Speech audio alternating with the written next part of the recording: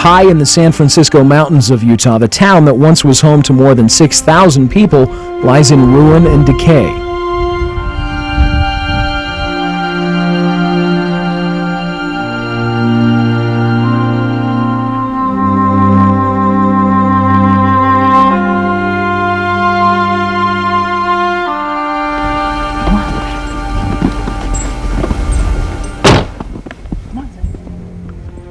Its appearance now is very different from that of the 1880s. Two men, James Ryan and Samuel Hawk, discovered an outcropping of rich silver as they passed through this barren area in 1875. They staked their claim and started mining. After 6 successful months of mining, the two thought they should get out while the getting was still good. Now, they really lost out because they followed the vein down and lost it. And there was an outcropping of rock, and they didn't follow it around and lost it, sold it for $25,000, which was a lot then. New owners believed the mine still had more to give and named her the Horn Silver Mine after the texture of the silver. Pure silver is very malleable, and it squeezed out of the cracks and coiled, looked like a ram's horn. That's why they called it the Horn Silver Mine. Horn silver, now more well known than before, attracted an influx of workers, and the town of Frisco soon exploded. Towns developed almost overnight because of the mining activity. Miners and merchants moved in by the hundreds, erecting homes, businesses, and mining structures. They had schools. They had a newspaper, which a lot of people don't know. It was called the Frisco Times. As in many mining towns, most of the homes were thrown up quickly. Some of them wouldn't even deserve the name home. They were shoddy shacks of wood used for temporary shelter, as was the life of a typical miner in Frisco. Most of those old miners, like I said, they just dug back in a sloping hill and made them a place big enough for a bed, cupboards, and a stove. The miners typically back in those days were a rough and tumble lot. They didn't care much for amenities, and even if they were married and had wives, the wives just kind of put up with what they had there instead of beautifying it as much as possible. But you would find a lot of very rude shacks, almost sheds.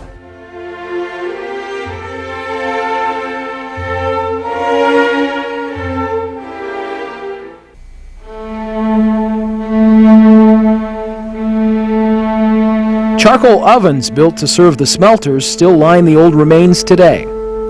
What's unique about Frisco really is that you still have the remnants of those 5 charcoal kilns down there. Those kilns were used to make charcoal, which was used to fuel the smelters. That was before coking coal was discovered in Carbon County.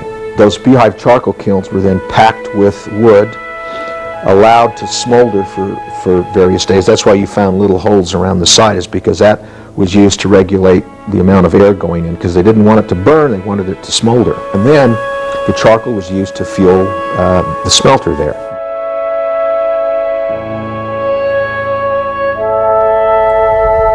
"23 saloons soon found their home in Frisco, and a working man didn't have to go far to find a place where he could wash down the dust." They had their whiskey. Town's main problem in the early days was no water.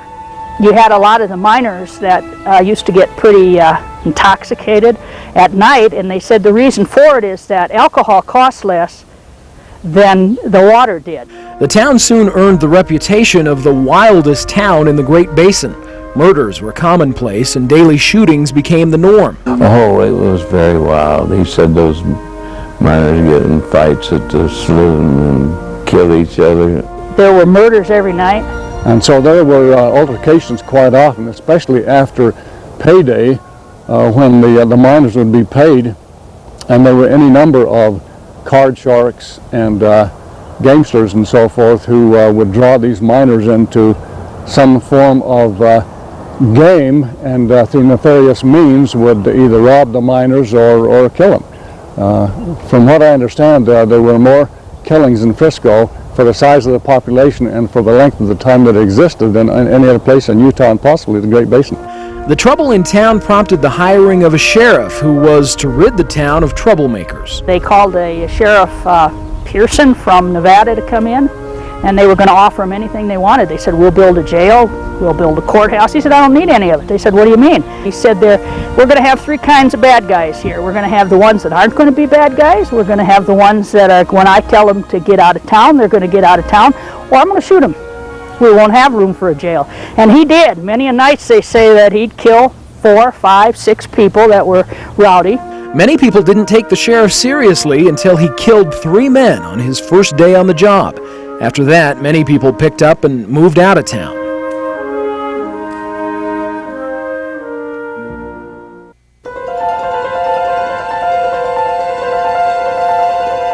On February 12, 1885, just as the night crew emerged from the mine, disaster struck, marking the beginning of the end for Frisco.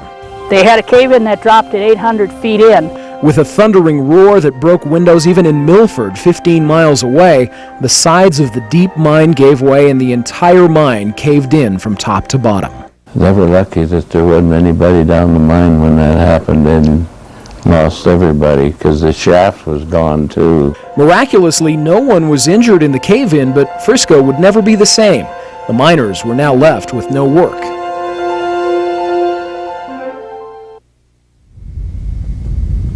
The mills and charcoal kilns fell silent. The population was drastically reduced. In the mine's 10-year existence, it produced more than $54 million in silver ore, but the high production days were a thing of the past. Mining did resume, however, and the few workers left in Frisco brought in $20 million more in silver ore between the years of 1885 and 1913. By 1920, no one lived in the town. Some sporadic mining continued until 1940, but the town is long dead.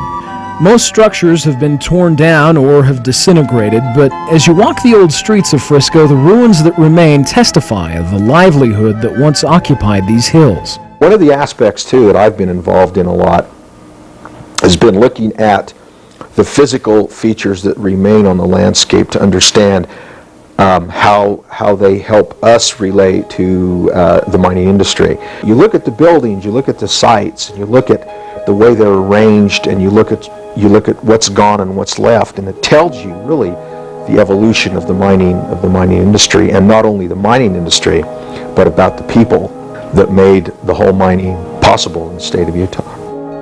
The old mine stands like a silent ghost, fascinating visitors. The cemetery documents the harshness of the town. Shoddy headstones of young children remind us of the rough life experienced by those who lived in the old mining town. And in 1885, they say a flu epidemic that probably wouldn't have bothered us a bit went through the town. The flu was common among the children and took several lives. In most cases, that's what's out there, is the young people, if you look. Now all that remains are the epitaphs to remind us of the lives once lived in this remote part of Utah. It was a fascinating town.